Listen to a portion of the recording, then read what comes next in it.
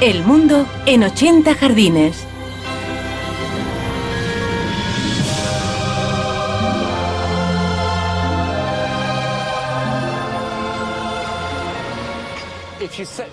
Si el propósito es visitar 80 jardines del mundo, hay que venir a la nación más rica y poderosa del planeta.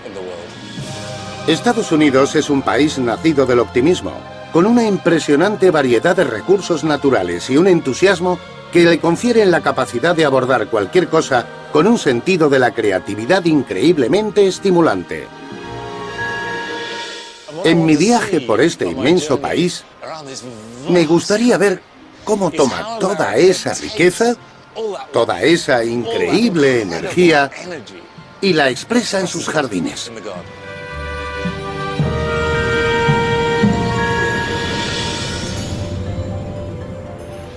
Mi aventura comienza en Nueva York, donde guerrillas de jardín transforman solares en jardines comunitarios. A continuación viajaré a Virginia para ver un jardín que encarna la historia y el nacimiento de la nación. Y por último cruzaré al otro lado del continente, hasta California, para ver jardines tocados por el glamour y el oropel del mundo del espectáculo.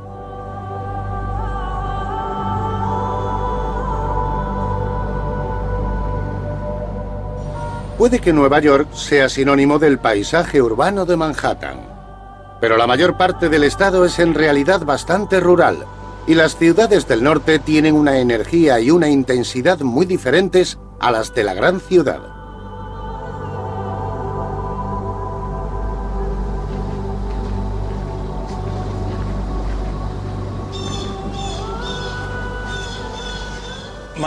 Mi primer jardín está en el extremo de Long Island, en Hampton. Esto es Long House, el hogar y jardín del diseñador y artista textil Jack Larsen. Es muy prestigioso y quiero ver cómo alguien que tiene tanto éxito en un campo lo aplica a su jardín. Se trata de un entorno que alimenta conscientemente a otras artes. De hecho, es tanto un jardín como una galería. No podría ser más diferente de los jardines europeos y por eso estoy aquí. Larsen comenzó su jardín a mediados de los 80 como un lugar para exhibir obras de arte, con una mezcla ecléctica de culturas y estilos que paradójicamente me parece una buena forma de intentar definir la cultura estadounidense.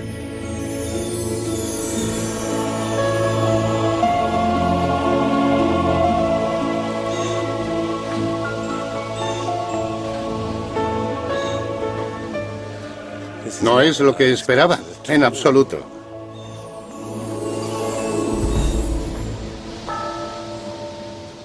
El jardín acoge instalaciones temporales y permanentes del propio Larsen y de una serie de artistas reconocidos como Dale Chihuly, creador de esta escultura de vidrio soplado.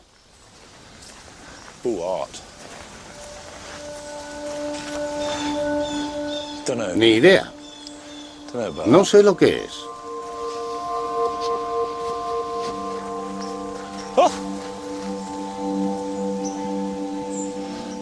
Me encanta. No me había dado cuenta de que era tan directo y sincero. Parece una exposición de obras de arte.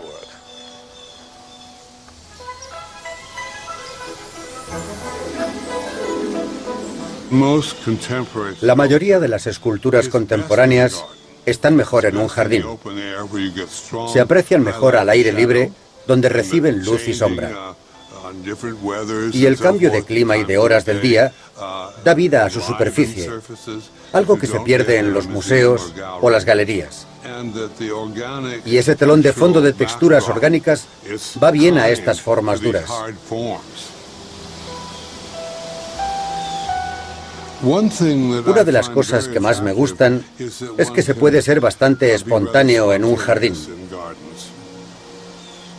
Yo soy diseñador de telas y cada diseño me lleva casi un año. Pero la jardinería es mucho más directa. Es como hacer arte y recibir una respuesta inmediata. Eso me gusta.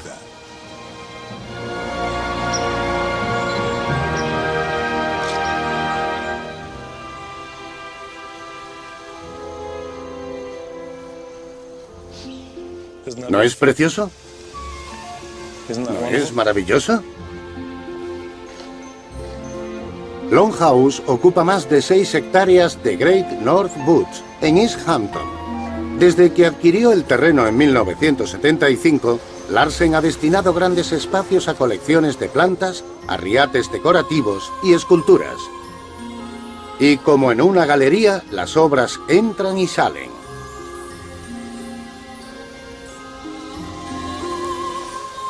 Eso está bien. Las cabezas de ariete con el abedul al lado.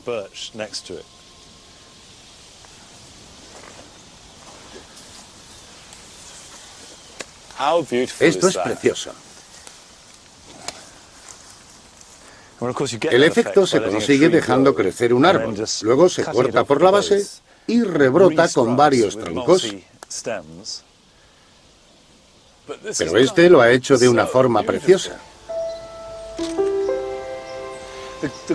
Lo mejor de incluir arte en un jardín es que se acaba viendo a las plantas como obras de arte.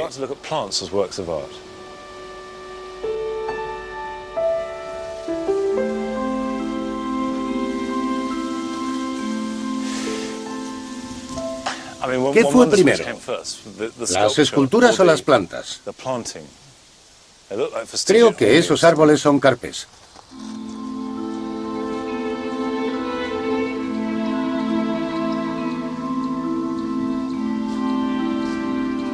Como jardinero, creo que el hecho de que estén en Tiestos es elocuente. Significa que puedes crear paseos como este de la noche a la mañana si puedes pagarlo. De forma que el jardín se convierte en una especie de decorado. Una de las instalaciones permanentes es el Jardín Rojo, diseñado por el propio Larsen. Me gusta mucho. Me encanta. Creo que funciona a la perfección, en parte porque es muy sencillo, con esas formas rojas brillantes y las azaleas podadas. Desde aquí no se ve que los postes están recortados para dar la sensación de perspectiva. Me encanta el elefante en equilibrio sobre su trompa.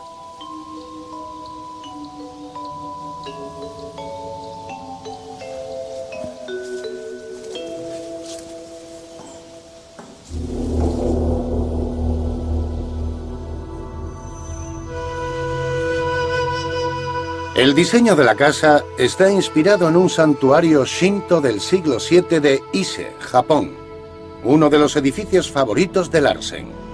Y las plantas que la rodean son esculturales y arquitectónicas. Me gusta ver a través de la edificación. El jardín sigue por el otro lado. Es genial, la vista es preciosa.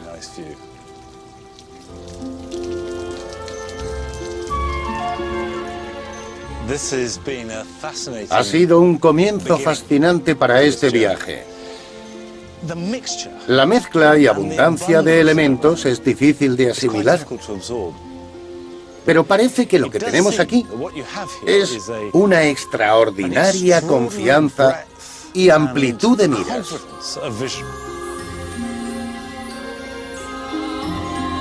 Jack Larsen tiene aquí un gran lienzo sobre el que trabajar, en el bucólico ambiente de la campiña del estado de Nueva York.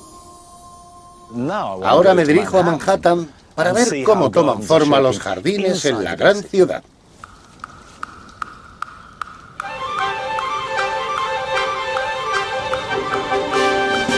Nueva York es una metrópolis singularmente dinámica con 8 millones de habitantes. Y Manhattan, la isla central, es uno de los lugares más poblados del mundo.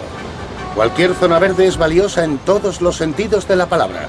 Así que un solar edificable rara vez llega a convertirse en un jardín privado. Eso significa que para muchos neoyorquinos, Central Park es casi el único parque al que tienen acceso. Es un enorme rectángulo de 4 kilómetros de largo por casi 1 de ancho en el centro de Manhattan. Y es el parque más visitado de todo el país. Fue diseñado en 1857 por Frederick Olmsted. Y aunque parece muy natural, es una obra íntegramente plantada por la mano del hombre.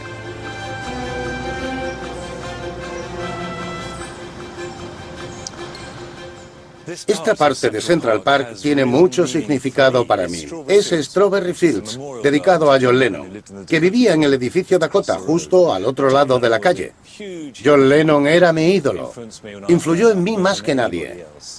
Así que su muerte y el jardín que le dedicaron tuvo un gran impacto, y Central Park se convirtió en algo personal. Supongo que así es como funciona la gente en los grandes parques. El conjunto es demasiado grande en concepto y en superficie para ser un jardín, pero la gente viene y lo disfruta por partes.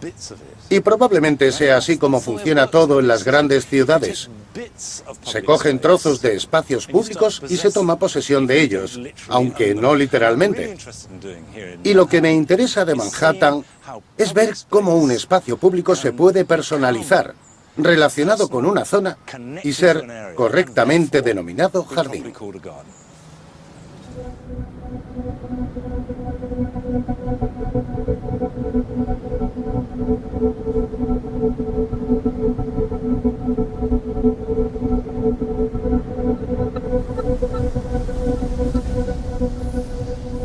He cruzado de Manhattan a Queens, a Gantry Plaza, un espacio público diseñado por el paisajista Thomas Bolsey. Quiero hablar con él para explorar la posibilidad de crear espacios públicos que tengan suficiente significado como para convertirse en jardines por defecto. Las grúas que dan nombre a este parque fueron utilizadas hasta la década de 1970 para cargar vagones de tren en las barcazas. Thomas Bolsey es uno de los arquitectos paisajistas más importantes de Estados Unidos y cree que su diseño de Gantry Plaza, con unos fuertes vínculos con su historia y su entorno, lo convierte en un jardín para la comunidad local en este denso paisaje urbano. Me interesa la forma en que un espacio verde pasa de ser un parque a un jardín. Y concretamente los tuyos, por supuesto. ¿Cómo definirías un jardín público? Cuando se aplica el adjetivo público a la palabra jardín, a mi entender no tiene por qué intervenir la horticultura. Se trata de un lugar en el que podemos escapar de nuestras vidas, de nuestros apartamentos, de los lugares en los que vivimos y trabajamos o de las calles por las que caminamos. Este espacio debe tener la capacidad de transportarnos a otro mundo. Si se hace un buen trabajo, se logra crear un terreno común para que la persona se encuentre consigo misma y con otras y para trabar relaciones sociales. Me interesa mucho cómo has creado el jardín o el parque aprovechando la iconografía de la zona. El espacio debe tener significado y, obviamente, este puede ser trasladado a diferentes ambientes. Todos queríamos honrar el legado de este sitio y decidimos colocar las grúas en primer plano. Fue algo que surgió de nuestra necesidad de utilizar iconos de la historia de este lugar. Cuanto más pensamos lo de las grúas, nos dimos cuenta de que son su símbolo y no necesitan cantidad de pequeños motivos para narrar la historia. La resumen de un modo tan convincente que apenas tuvimos que hacer nada más.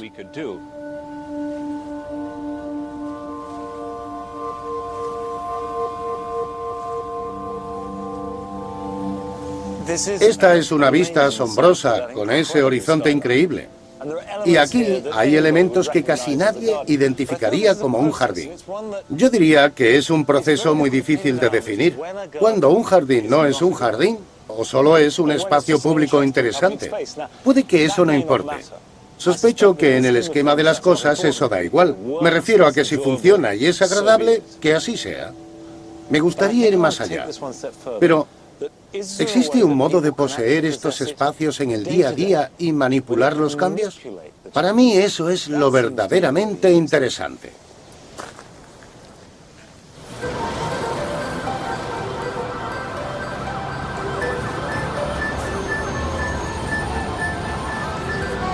En el Lower East Side se encuentra el Lis Christie Garden, que fue el primer jardín comunitario de la ciudad.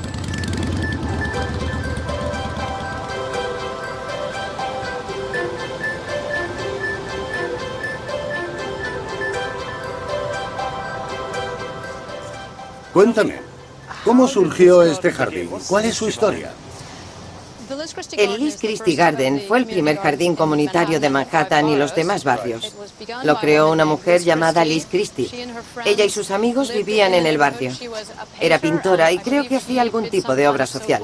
¿Eso cuándo fue? En 1973. En el 73. Ella y sus amigos hacían bombas de semillas y las arrojaban a las parcelas vacías.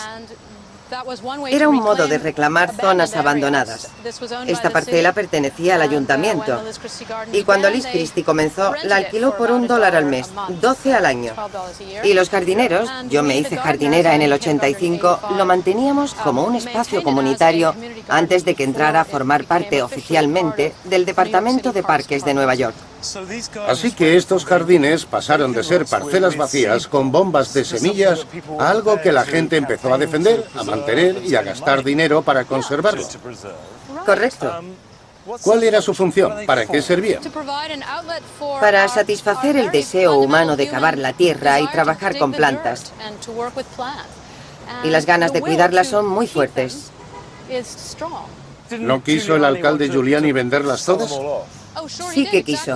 Siempre ha habido una lucha con los promotores y sus intereses al construir. Pero yo siempre he dicho que no se trata de casas o jardines. La gente necesita ambas cosas. Viviendas y ruido. Aquí no se oyen los típicos sonidos de un jardín.